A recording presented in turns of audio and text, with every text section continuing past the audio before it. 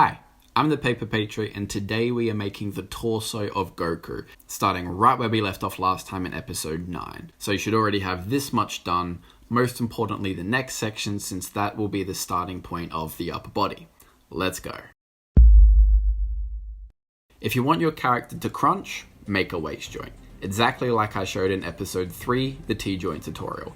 Every single joint is made the same way, it's how they connect to each other that varies. Now we are going to attach the waist joint to the neck and shoulder area. The piece of card around the waist joint is at a length where I want it to meet the neck area. So roll a couple of tubes of paper about 2 centimeters long, then grab a couple of strips of card and stick some double-sided tape to one of the sides and wrap them around the shoulder area. Then put some glue in the gaps here and slot these tubes of paper inside the gaps, folding those strips of card tightly around the tube. And with the double-sided tape, it should stick pretty firmly. Cut off any of the excess card and add more glue to every little gap you can find, really bonding the card and the paper together. This is all an intuitive process, and there's going to be problems you can't foresee that you're going to have to figure out for yourself. You see, normally I'd like to use the outside of the card piece here to slot neatly in between these two pillars that are attaching to the neck section. But as you can see, it doesn't line up smoothly. So what I'm going to do here is I'm going to make a cut down the center of these pillars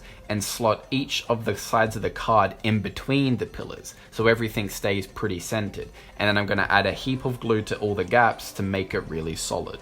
And this will keep Goku's waist nice and narrow, just like I want it to be. But even now you can see the bottom of these pillars are hitting against the waist joint, adding a few unwanted millimeters to the length of Goku's torso. So I'm going to trim these pillars down even further so it sits even closer to the waist joint, making the torso just that little bit shorter.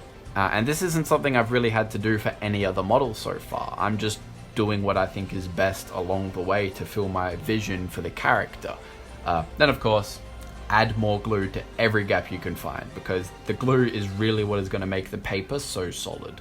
And after all the glue has been dried, it's time to test if the torso is strong enough. And all that means is I want to be able to crunch the torso from the character without the pillars in his midsection bending or breaking. And I'm happy with it, that's strong enough, even though you're probably going to be grabbing him from the waist joint anyway, so that's really good. But just to make sure, I will wrap yet another piece of card around the waist section, adding even more glue to the gaps.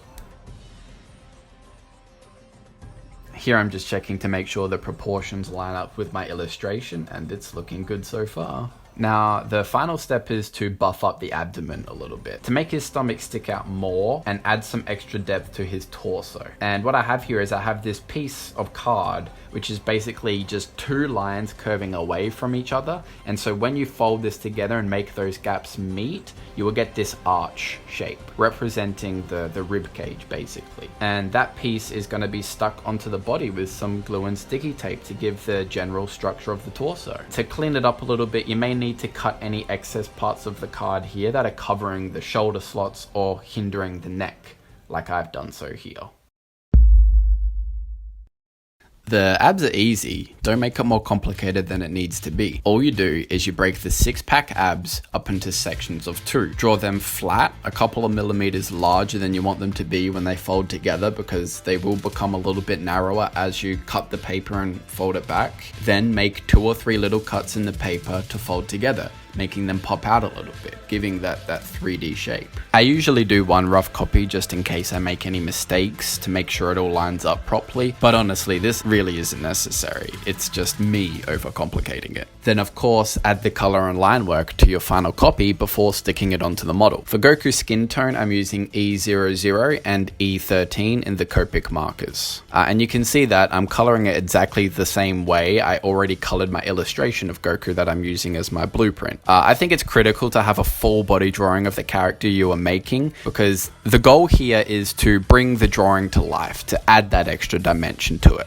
As much as I call these paper models, in my mind they're really just 3D drawings. So a huge part of how your model looks is going to depend on how skilled you are at drawing. Don't worry, like your drawing ability is what it is. Just make sure that it's better next week or next month than it is today. As long as you are progressing, you are a good drawer. The only comparison you should ever make is to yourself. That's the only person you have to compete against. Anyway, for the rest of the abs, I did the exact same thing. Oh, but the cool thing I started with the articulation is I stuck the lower abs onto the actual waist joint, while the upper abs aren't connected to the lower abs at all. Instead, they are connected or glued to the main body frame. I only figured this out a couple months ago, and it is such a cool idea because now what this means is the models can crunch further without having any paper covering the joint in the way and without looking any uglier. And this also kind of represents the abs contracting as the torso crunches forward. Then for the side of the torso, it's really just going to be a flat piece of paper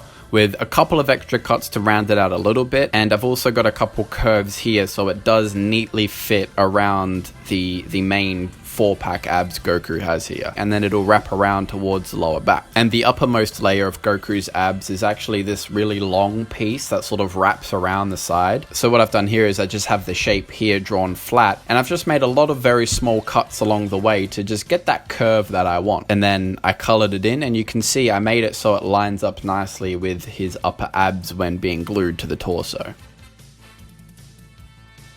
And the upper oblique muscles are just drawn the way they appear in my drawing again. They're just going to stick around the side of the body here like this.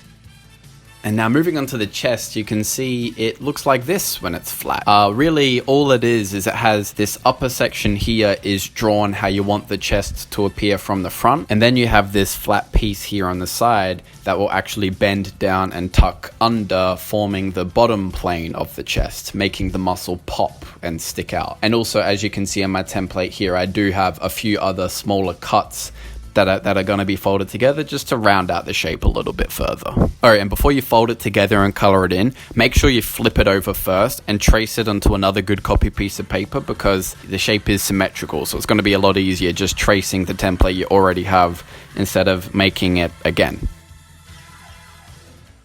And once it's all folded together, this is what it looks like. You will also be able to see that I have a little curve on the side here, and that's because that's where the deltoid is going to be fitting in. Nice. So you can see that it lines up perfectly on the model, exactly the way I wanted it to. I actually did spend 2 hours just getting this shape correct. It is very difficult.